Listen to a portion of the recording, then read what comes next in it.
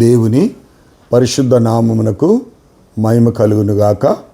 మరలా ఈ ఉదయకాలమున మనం దేవుని సాన్నిధ్యంలో చేరడానికి ప్రభు కృప చేశాడు.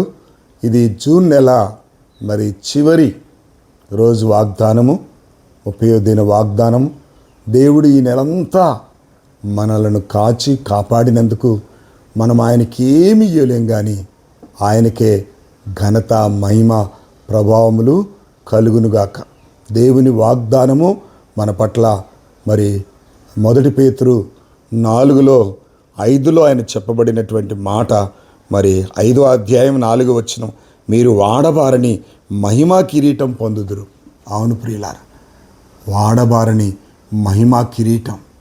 ఎందుకంటే ప్రభు యొక్క వాక్యం సెలవిస్తుంది, మీరు చింతించొద్దు, మీ చింత యావత్తు నా మీద వేయండి.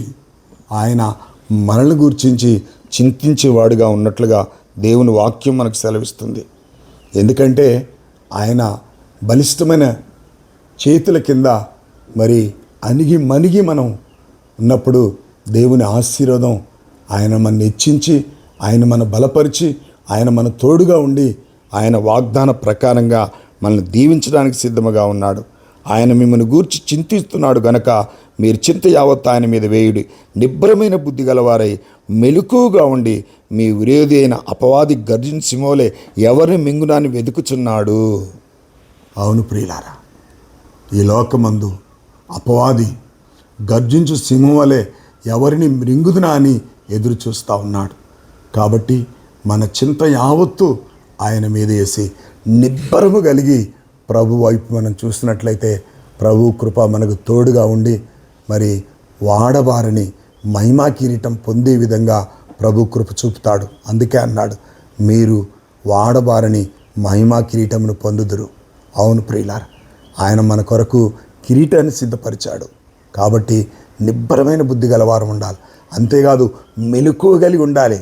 మెలకువగా ఉండి ప్రార్థన చేయమన్నాడు. ఎందుకంటే మీ విరోధి అయిన అపవాది ఎవరిని మిరింగుదునా అని వాడు గర్జించు సింహం వలె తిరుగులాడుచున్నాడు అంటున్నాడు. కాబట్టి మెలకువ కలిగి నిబ్బరమైన బుద్ధి కలిగి ప్రభు కొరకు కనిపెట్టి ప్రభు వాగ్దాన ప్రకారంగా జీవించడానికి మనలను మనము దేవునికి అప్పగించుకోవాలి. అందుకే అంటాడు, సజీవ యాగముగా మీ శరీరములను సమర్పించుకొనిడి అంటాడు రోమపత్రికలో. కాబట్టి నిజంగా అట్టి సేవ యుక్తమైంది అంటాడు. మీరు ఈ లోక మర్యాదను అనుసరించక ఉత్తమమును అనుకూలమైన దేవుని చిత్తము ఏదో ఎరగాలి అంటాడు. కాబట్టి వాడబాడని మహిమా కిరీటాన్ని పొంది ఆయన కొరకు జీవించడానికి ప్రభు తన కృపను మనకు అనుగ్రహించునుగాక. దేవుడు ఆయన వాగ్దానాన్ని దీవించి మన జీవితంలో గొప్ప మేలులు చేసి మన ముందుకు నడిపించునుగాక. ప్రార్థన చేసుకుందాం.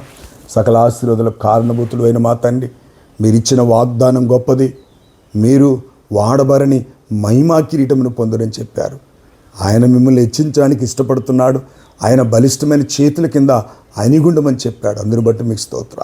నిబ్బరమైన బుద్ధి గలవారమై మెలకువగా ఉండి ప్రార్థన చేయటం, మా అపవాదిని విరోధిని ఎదిరించుటకు నీ శక్తిని మాకు అనుగ్రహించి, నీ వాగ్దాన ప్రకారంగా జీవించినట్లు నీ బలాన్ని, శక్తిని, తెలివిని, జ్ఞానాన్ని మాకు అనుగ్రహించమని యేసుక్రీస్తు నామములో అడిగి వేడుకొనుచున్నాను తండ్రి. ఆమేన్. దేవుని పరిశుద్ధ నామమునకు మహిమ కలుగునుగాక. వాగ్దానాన్ని ఎత్తిపట్టి ఇతరులకు షేర్ చేసి వారును మనమును ఆశీర్వాదం పొందినట్లుగా చూసుకుందాం. అట్టి కృప దేవుడు మనకు అనుగ్రహించునుగాక. God bless you all.